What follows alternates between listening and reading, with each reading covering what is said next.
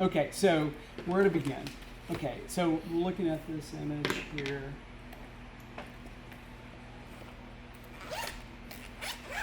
And that's the Amazon box, right?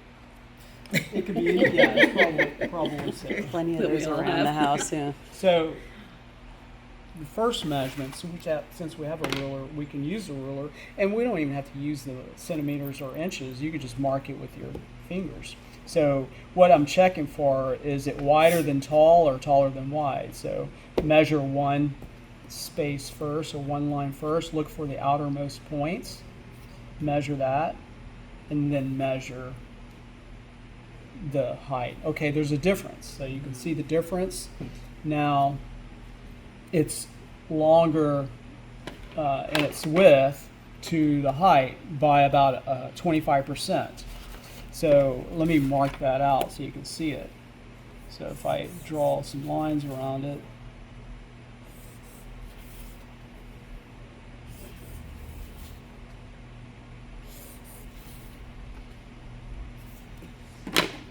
use this so you can actually see it.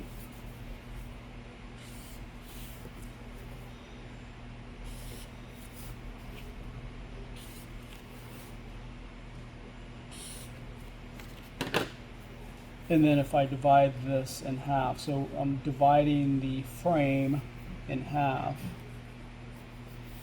And I'm doing that so it gives me some markers, it gives me quadrants to sort of look at. And it helps me see where this corner is in relationship to my grid. This corner, this corner, this corner, this corner, and this corner. So there's just 6 corners to really work with. But what it also does, as I find my center line, which is called a midpoint,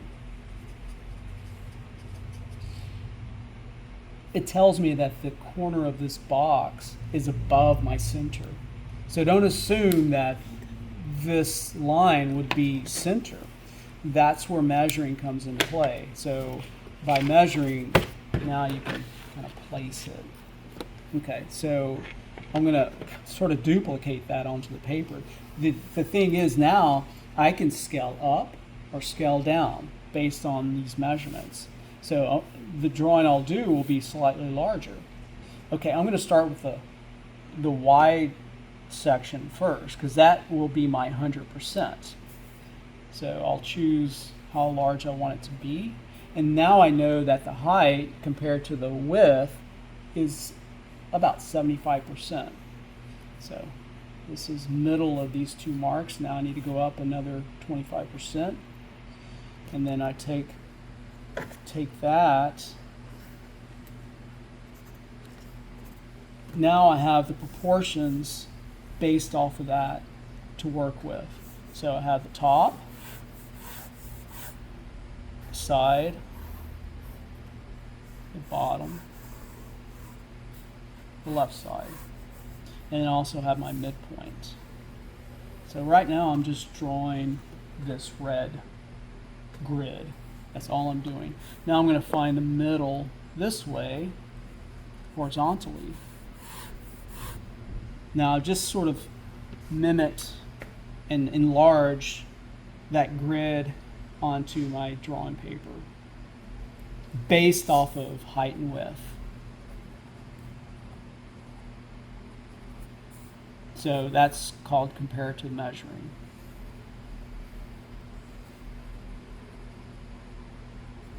You could find this in Keys to Drawing book.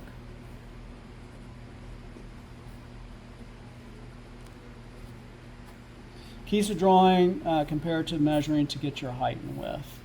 And then now I can start at any corner to locate it on this grid. So let's start at the top. And if I split this first quadrant in half, now I can see this corner is slightly over to the left. Let's do that here. I'm going to divide this and then locate it.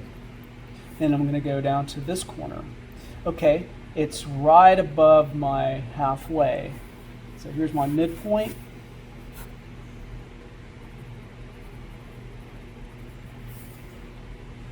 Let's just place a dot there.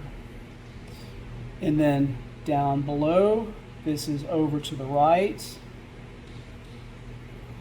Connect those dots. Go to the right side. Locate the halfway point just to get more accuracy.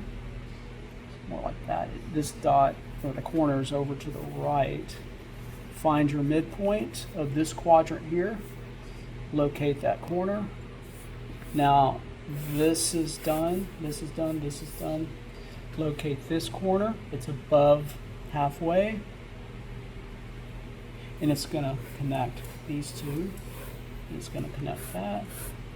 And then the last one, it's inside these two. So that's good to know. It's inside those two. So it's right about there. And there's the box using the grid. And now I can I can erase the grid to some extent using my brush to sweep away, using my block eraser to get rid of this grid because I won't really need it any longer. And it's like cleaning the kitchen. As you cook, get rid of what you don't need. You'll find it just makes it so much. Good man. It just makes it easier. And now start the process of value. What is value? Lights and darks. It's the study of, or it's the observing of lights and darks.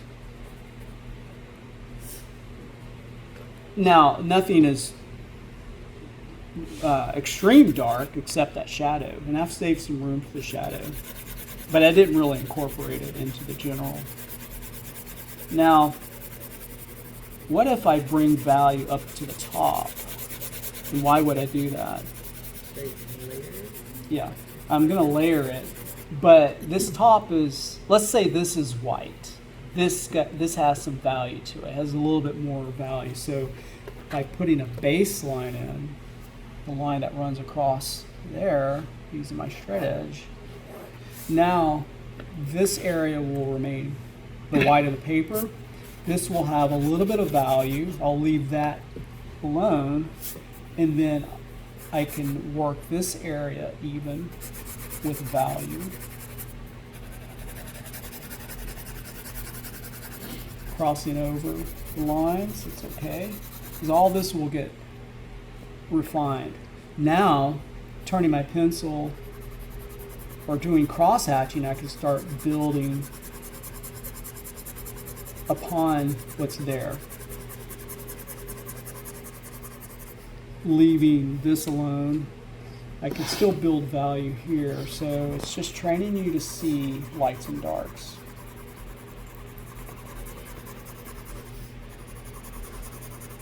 I'm using my 2H pencil if you were wondering.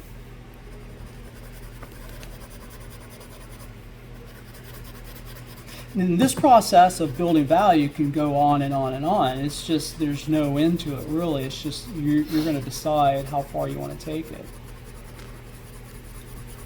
Now, I'm going to jump to my next pencil in line, my H.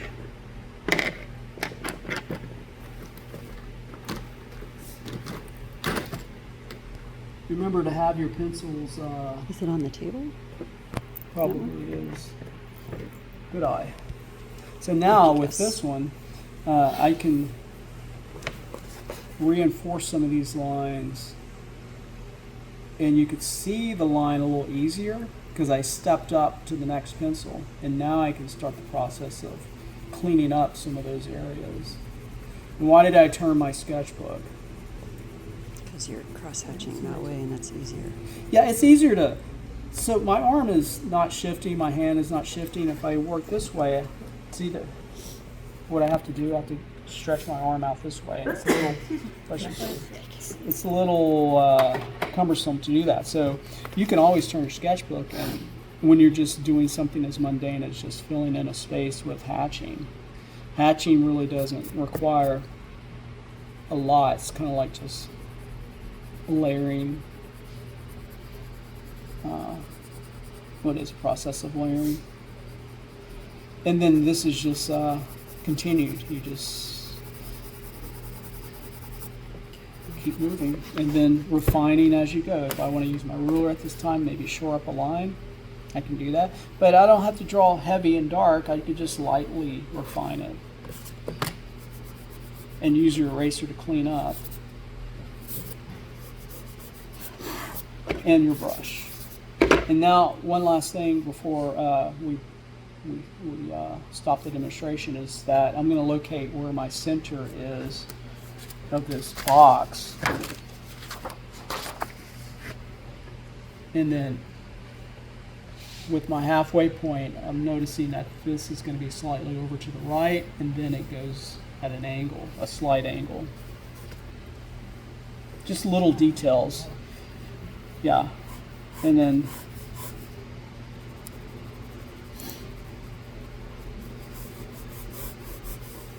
the rest is just continued process. And remember, drawing is a process. I'm going to get a t-shirt made. Drawing is a process.